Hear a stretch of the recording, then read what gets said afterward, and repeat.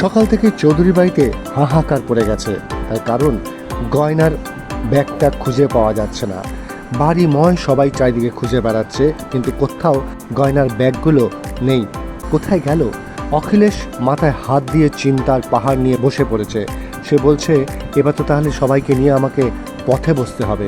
বুঝতে পারছে না। কম্পাস বলে, কাউকে কি সন্দেহজনকভাবে দেখা গেছিল? তখন বাবুলাল কাকা জানায়, বাইরে একজনকে আমি দেখেছিলাম এই রকম দেখতে। কেউ কেউ মোনালিসাকেও সন্দেহের বশে আনছে, কিন্তু অজিতজা বলছে না, মোনালিসা সারাক্ষণ সে চুপচাপ নিচেই বসেছিল, আমি দেখেছি।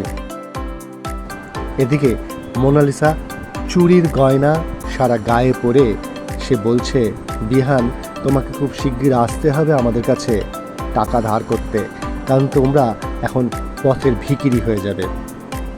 সত্যি কি পথের ভিখিরি হয়ে যাবে, নাকি কম্পাস আবার বাঁচাবে? সমস্ত খবরের আপডেট পেতে দেখতে থাকুন এক ক্লিকেই বিনোদন।